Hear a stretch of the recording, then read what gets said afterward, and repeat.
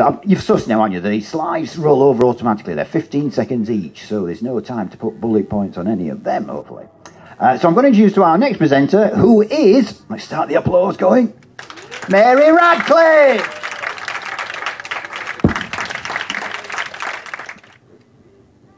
I've forgotten loads of what I learned at school, all of those hours in the classroom. And so much of it faded from my memory over the years. I can read and write, and I can add and divide, but I've still got no idea what that sine and cosine stuff was all about. So I started thinking about all the lessons that I've learned that actually mean something to me now.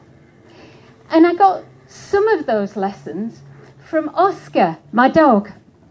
He lived in the same house as me, but he had his own friends. People I'd never met would say hello to him and stroke him, and he'd bond with them.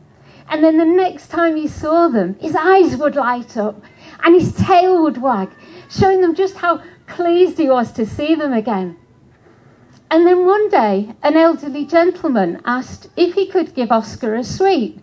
And before I had a chance to say, probably not a good idea, but thanks for asking, he'd already offered it to Oscar, and the sweet had disappeared into Oscar's mouth.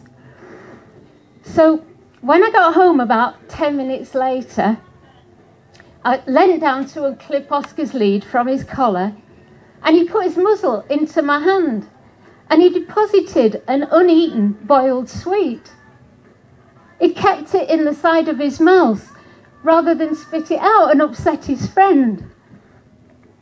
And I was once in one of those Tesco, Sainsbury's, Morrison's, Express Local kinds of shops with my friend Ifti from Pakistan. And he couldn't contain himself. He had to ring his sister and tell her. His family lived in the north in a remote village, and the shops had stuff on the shelves from time to time. He was wide-eyed with amazement at the rows and rows of different shapes and sizes and flavours and colours.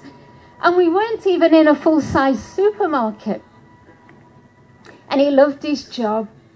He loved helping people, even though on a Saturday night in A&E, some of the racist drunks would be letting their feelings come out to play while he was still busy stitching them back together. He loved his job. He loved helping people. He lived in a grotty little room with a rusty, leaking radiator, and he shared a small, shabby kitchen with about 20 other doctors from all around the world. And his good-natured smile often comes into my mind when I find myself tempted to grumble, you know, about those little irritations to do with shopping and work and where I live. Because even now, even 10 years on, I still share his appreciation. I can get my unsweetened almond milk and my organic raw beetroot and just about everything I need for my latest fad. Now, nearly 5 decades of serial monogamy, the lessons I've learned from that have taught me on the whole to expect partners to be adult-sized versions of terrible twos, with adult-style tantrums and zero empathy and negative patience. But for the last 6 years, the lessons have come from the lovely Michael, who has encouraged me to take the occasional bit of toddler me time, has given me an 8-year-old princess in pink with tiara birthday, has shared my teenage world where we want to right all the wrongs and hatch plans together to make the world a better place. And he's even helped me to learn how to steer his 60-foot narrowboat, which also happens to be his home, so that I can enjoy that amazing feeling of doing stuff I never thought I could.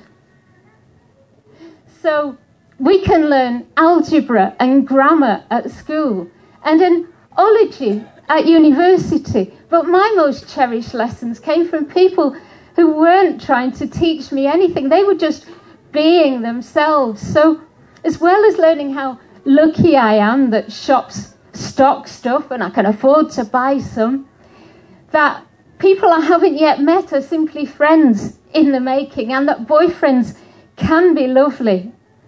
if I've only got time for one short message.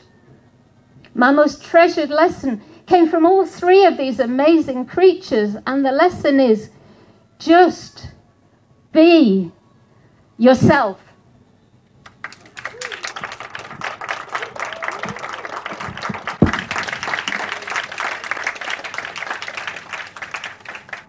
Thank you, Mary Radcliffe.